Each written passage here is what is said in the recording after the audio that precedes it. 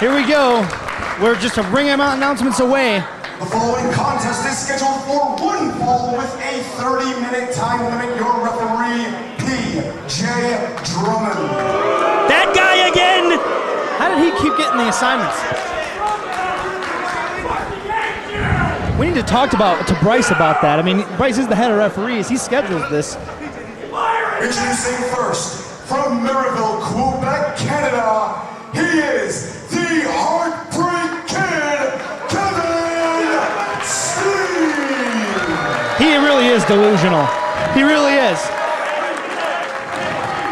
If we keep going down this path, I'm going to refuse to call this match. And his opponent, from Louisville, Kentucky, he is the reigning IWA Midsouth Tag Team Champion, Ian Rotten.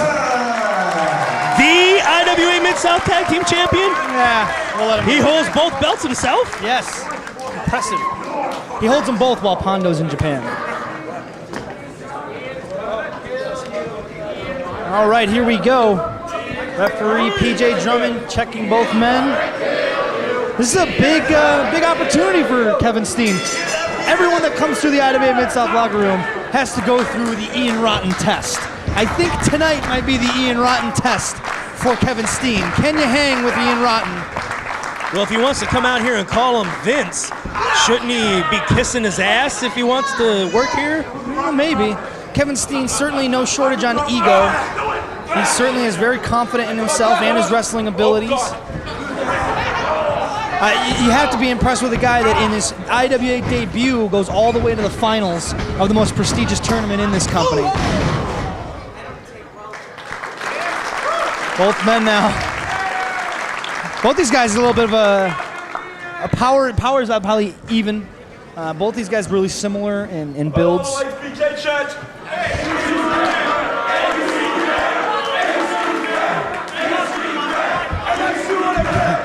Ian seems thrown off by this entire HBK thing. And now, at times like these, I am embarrassed to be a wrestling fan. Kevin Steen takes down Ian Rotten.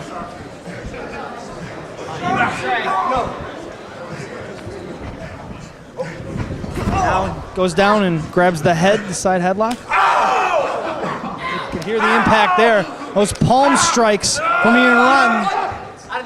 They're world famous. Palm strikes, forearms, European uppercuts.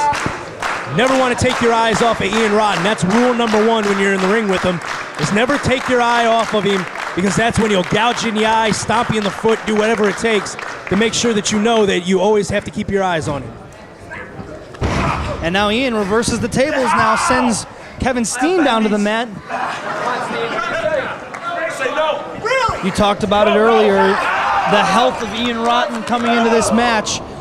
I actually saw the spill from Smart Mark Home Video before the show today that Ian Rotten took on the outside. It was disturbing. And he was obviously, anyone that was here and saw that match knows that Ian Rotten was knocked for a loop after that match was over. With the head problems, the fractured skull from not even a year ago. You've got to worry about the health of Ian Rotten. Yeah, the man's had too many concussions to even count. You know, and when you're 2 weeks removed from going through that table and hitting the floor like he did, there's no way that you can be at 100%. You know, as he stands on his head, he kicks off feet as I'm saying this. But you know, I've been around him all week, and I've seen him where he goes to get up off the couch and he loses his balance and he falls backwards. You know, and where he goes to get up out of the chair and it takes him 2 or 3 times to get it because he has no balance. Right. Because of that bump that he took. The equilibrium, not 100% for sure. You know, and if Steen read the message boards and read about that bump or saw that tape, then he would know to go after it and work it. And he's definitely an advantageous kind of guy. We saw that at the TPI, so he would definitely go after the head injury if he knew about it. He advanced to the finals of that Ted Petty Invitational by attacking Mike Quackenbush in the match before in the semifinals. Quackenbush had hurt his knee earlier in the night, and Mr. Wrestling came out before his music even played during the entrance of Mike Quackenbush and took out that leg and really got himself into the finals based on that attack from behind. So you're absolutely right, Jim. He is not opposed to bending or outright breaking the rules in order to be. And he had no problems with taking advantage of Eric Cannon's injury in the finals. Absolutely. Took about 20 seconds to dispatch Eric Cannon. Of course, Matt Seidel was able to defeat Kevin Steen in those finals to become the 2005 Ted Petty Invitational champion. Ian with just a mule kick right to the midsection. You can see he's going to lose his lunch. And that would have been Subway. Would it? Okay. Kevin Steen backed into the corner. Oh, that palm strike so vicious right across the jaw and the face. Now a forearm sends Steen staggering to the next corner. It doesn't get any easier. Ian sends him off. Gets some momentum. Catches a boot in the face. Drop kick. And Ian all the way to the floor. Maybe a little bit of whiplash. Very easily could have been a drop kick from behind. Steen now over the top rope. Crashes down on top of Ian Rotten. Come on, Ian. Come on, baby.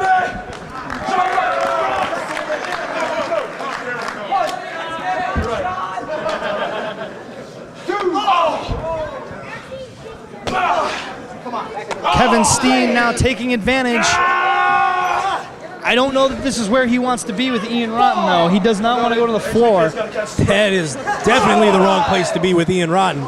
Because if Ian gets his hands on a chair... Anything that's not nailed down, let's be honest. Kevin Steen throws Ian Rotten into the corner, into the post. And now it looks like he's going to make an attack on that left arm as he wraps it around that post. Ian trying to fight back. And that is a very good strategy with Ian Rotten, because if you're not going to go after the head, go after that left arm, because that left arm's been dislocated several times.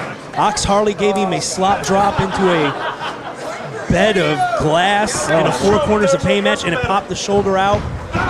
Me and Ian Rotten were in a car accident one night going up to Milwaukee from Mid-American, and his shoulder popped out again from the result of that accident. So certainly a history of shoulder issues, so Kevin Steen maybe had him scouted a little bit.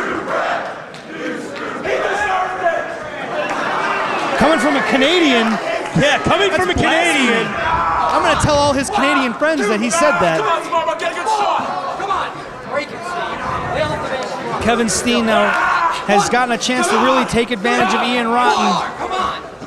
Not something too many people can say. How does it feel to baby and kick your ass, bitch? No, but Steen in better health, younger, better stamina. He's a bigger man. And he's not coming off of a concussion 2 weeks ago. Let's call it what it is. Mr. Wrestling Kevin Steen certainly has the cards stacked in his favor.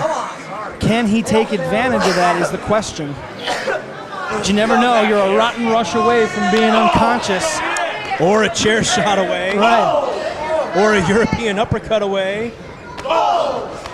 And Ian Rotten's big clothesline is very bad to take, too. Yeah. I felt that one time, and never again. I almost bit my tongue off and almost flew out of the ring. And ouch. I still wake up with nightmares of seeing him throwing a clothesline at me. Ian Rotten, a tough customer, no doubt. Double knee lift right into the face, sends Steen crashing into that bottom turnbuckle. Oh, wait a minute, a throw out to B-Boy. Drills Kevin Steen.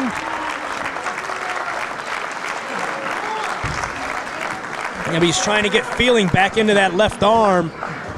Trying to shake the proverbial cobwebs out of that arm. The tingling sensation I'm sure he has from still having it wrapped around the post. Well, the thing is once you've had that shoulder dislocated several times, it doesn't take a whole lot to get it to pop back out.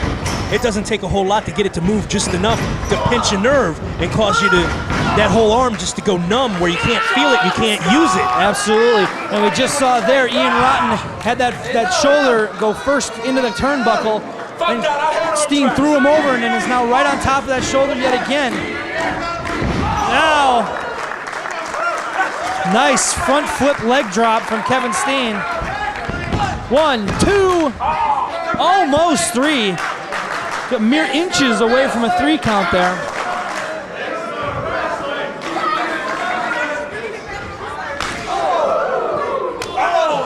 Overhand shot from Ian Rotten after the knife edge from Kevin Steen. Now Ian sends him off. Oh, there he was lining up for that lariat.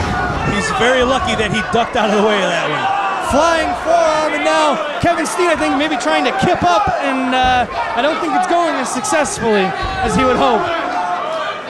He's like a turtle on his back. Hey, he got it!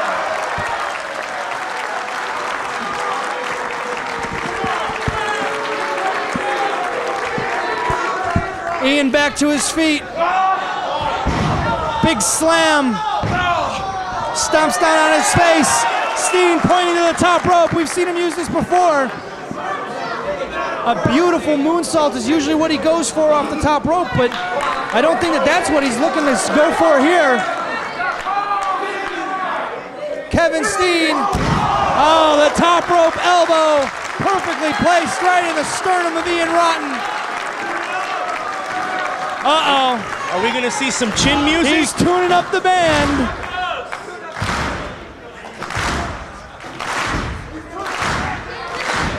This is the most preposterous bullshit I've ever seen in my Ian life. catches the super kick. Steen ducks the clothesline. Oh, this could be that package pile driver we've seen him use, but no, wait, Ian. Sunset flip, no, Ian sits down, 2. No! Steen able to get his shoulders up.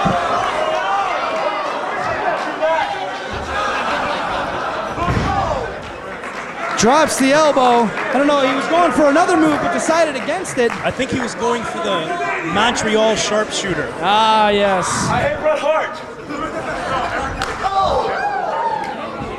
Steen now backs Rotten into the corner.